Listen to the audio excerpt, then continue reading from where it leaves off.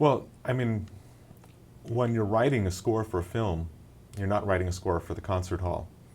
So I think there's a lot of film music, and I think most of what I've written, I don't think would work well in the concert hall, just because I follow the classical tradition of lunging about with the image very closely, and that makes for odd listening. If you're listening, but you're hearing things start and stop very quickly for no particular reason. But there are certain types of film music which lend themselves to concert music, but I'm not sure that they're created that way. I just think it's a certain type of music for a certain type of score doesn't maybe do the same tug of war with the image and plays more melodically and might in fact be a lovely concert piece. But it all depends on what your idea of concert music is, you know, because if you're a classical music fan that loves the music of Beethoven and Mozart and Brahms and Haydn, film music is going to be a very weird thing. Well, there's some pretty melodies here, but when I listen to a piece of score, I don't understand what it's doing.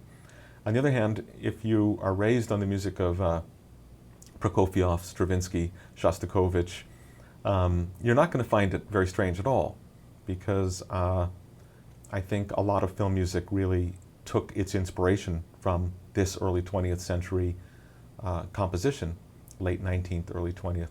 I was driving home once listening to a classical music station which also plays occasional film music, and I heard a piece of music I didn't recognize. It was a big, bold piece of orchestral music, and it sounded very much like film. I said, it has to be film music. It's so dynamic, and I was almost picturing images behind it. And I said, but I don't know this piece of music, but whoever wrote this, if this is one of my contemporaries, I'm retiring right now.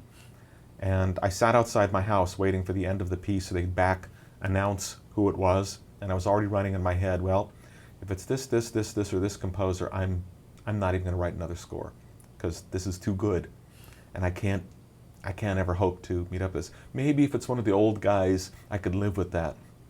Of course, I was surprised when I finally got to the back announcement, and it was a symphony by Shostakovich, and I was very relieved. I could continue now. But it sounded so cinematic to me, and of course I realized that that makes perfect sense, because this is part of the history of film music. I've been asked 2 or 3 times about my influence from Wagner, and I said, I've actually almost never heard any Wagner. I don't listen particularly to Wagner.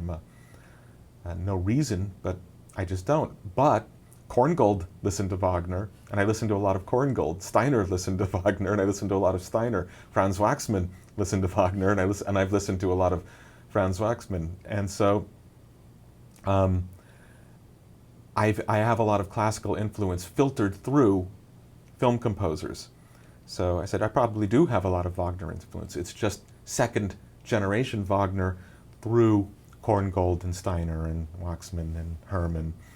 And because I actually have more of a orchestral background in film music than I do in classical music.